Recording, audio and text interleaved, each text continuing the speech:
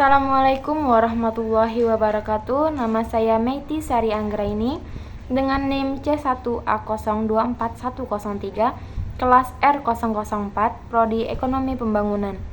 Di sini saya akan menjelaskan materi pola kegiatan perekonomian mata kuliah pengantar ekonomi mikro. Uang adalah benda yang digunakan sebagai pembayaran yang sah. Ada dua jenis perekonomian, yaitu perekonomian subsistem dan perekonomian uang. 1. Perekonomian subsistem. Perekonomian subsistem ini menggunakan sistem barter. Adapun ciri-ciri perekonomian subsistem yaitu 1. Pasar uang tidak terlalu penting. 2. Produksi hanya untuk kebutuhan sendiri. 3. Teknologi yang sederhana. 4. Output industri yang terlalu sedikit. 2. Perekonomian uang. Perekonomian ini menggunakan uang sebagai alat pembayaran perdagangan. Adapun ciri-ciri perekonomian uang yaitu 1. Terdapat spesialisasi dalam berproduksi. 2. Produktivitas dan produksi tinggi sehingga terjadi surplus di tingkat produsen. 3.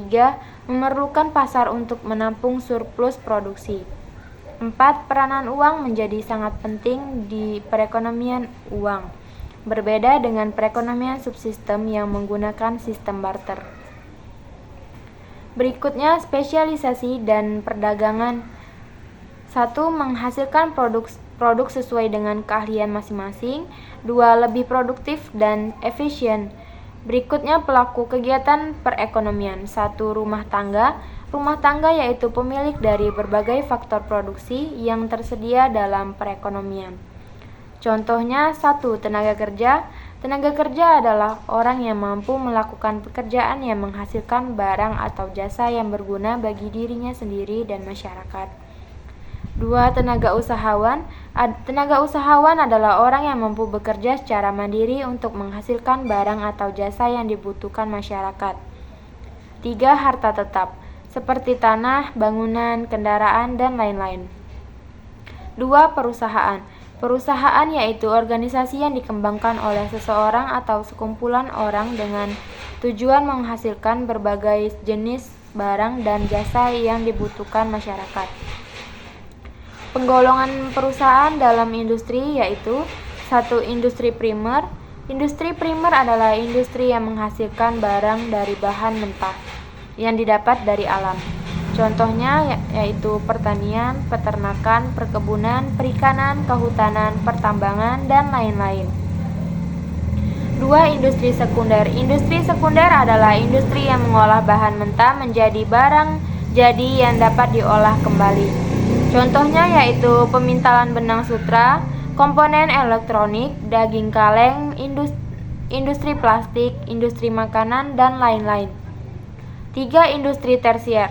Industri tersier adalah industri yang menghasilkan produk berupa jasa. Contohnya transportasi, perawatan kesehatan, lembaga keuangan, sekolah, hotel, restoran, bioskop, dan lain-lain. Berikutnya batas atau kurva kemungkinan produksi.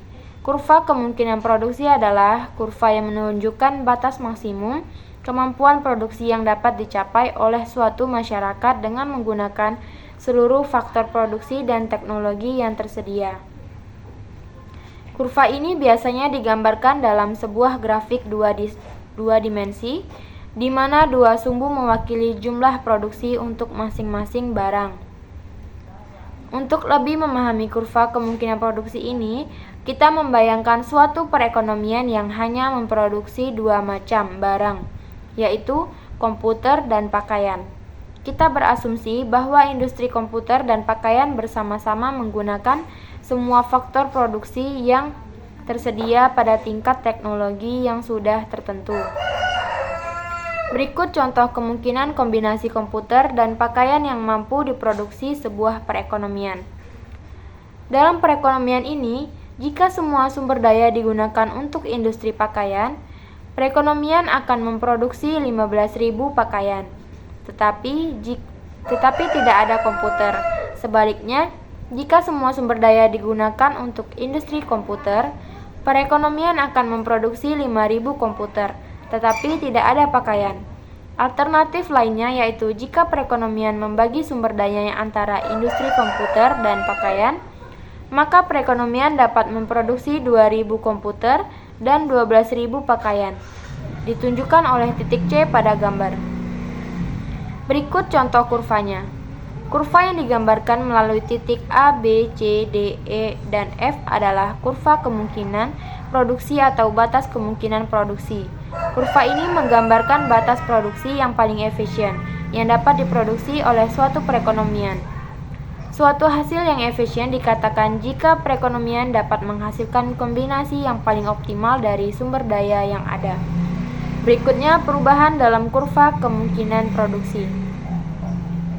Kurva kemungkinan produksi memiliki syarat yaitu bahwa teknologi berada pada level tertentu dan tidak berubah.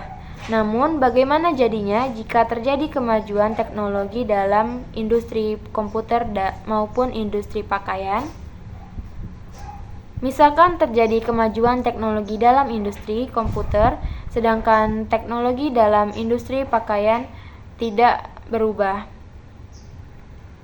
Kemajuan dalam teknologi di bidang komputer ini tentunya dapat meningkatkan jumlah komputer yang dapat diproduksi tiap bulannya. Dengan kata lain, perekonomian dapat membuat lebih banyak komputer untuk setiap jumlah pakaian tertentu. Akibatnya kurva kemungkinan produksi akan bergeser ke arah luar seperti dalam gambar berikut. Akibat pertumbuhan ekonomi, masyarakat bisa saja memindahkan produksi dari titik A, B, C, D, E, atau F ke titik G, sehingga dapat menikmati lebih banyak komputer dan lebih banyak pakaian. Namun, pada kenyataannya, kemajuan teknologi bisa terjadi di semua sektor secara bersamaan, termasuk industri komputer dan pakaian. Apabila keadaan seperti ini berlaku, maka jumlah komputer dan pakaian yang diproduksi bisa meningkat, sehingga akan menggeser kurva kemungkinan produksi keluar. Sekian penjelasan dari saya. Terima kasih. Wassalamualaikum warahmatullahi wabarakatuh.